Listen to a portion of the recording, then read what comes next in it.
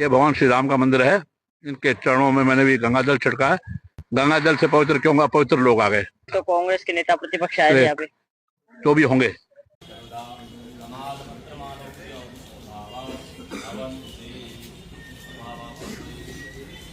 ऐसे व्यक्ति को यहाँ पे बुलाना, मंच पे स्थान देना, इससे हिंदू आस्था को ठेस पहुँचती है। તમે આ વિડીયો સ્ક્રીન ઉપર જોઈ રહ્યા છો, આ વિડીયો છે મલ્લિકાર્જુન ખડગડેનો, જેણે જંતર મંતર મેદાન પાસે એક મંદિર હતું, તે મંદિરમાં જઈને દર્શન કર્યા, તો એ મંદિરની બહાર નીકળતા જ બીજેપી સરકારના લોકોએ અને આરએસએસના લોકોએ વસીકરણ કર્યું અને એ મંદિરને ધોવામાં આવ્યું.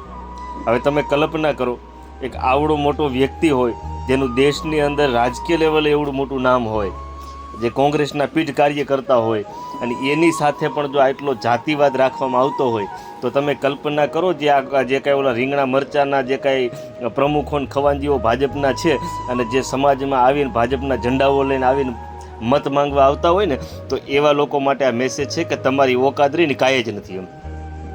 પણ તમારું સ્વાભિમાન મરી ગયું છે ને, એના હિસાબે તમને દેખાતું નથી, એટલે અત્યાચારો નથી દેખાતા, એટલે અન્યાય નથી દેખાતા. અને આપણા મહાપુરુષોનું જે કાંઈ આંદોલન, મહાપુરુષોની જે કાંઈ લડાઈ હતી, એ સંઘર્ષની હતી, એ સ્વાભિમાનની હતી, એ જાતિવાદ વિરોધી હતી, એ અસ્પૃશ્યતા નાબૂદ કરવાની હતી, એ વર્ણ વ્યવસ્થા નાબૂદ કરવાની હતી. પણ આજે પણ આવડું મોટું સંવિધાન હોય, આટલું પવિત્ર સંવિધાન હોય, સંવિધાનની અંદર એવા કાયદાઓ ઉમેરવામાં આવ્યા હોય કે જાતિવાદ રાખશે તેની ઉપર આવા પ્રકારના ફરિયાદો થશે, આ પ્રકારના એની માથે કાયદા કલમો લાગશે, અને છતાં પણ જો આટલો જાતિવાદ રાખવામાં આવતો હોય તો હવે કલ્પના કરો જ્યારે સંવિધાન નહીં હોય ત્યારે કઈ પ્રકારની સ્થિતિઓથી પસાર થતા. પણ આ જે સ્વાભિમાની લોકો હોય ને એને જ આ બધું સમજાય. બાકી જે ભાજપના આરએસએસના ઝંડાઓ લઈને જે એસસી એસટીના જે કાંઈ આગેવાનો નીકળતા હોય ને, જે મત માંગવા આવતા હોય અને જે વાત ભાજપની કરતા હોય ને, એવા લોકોના કામનું નથી. એનું તો સ્વાભિમાન મરી ગયું છે.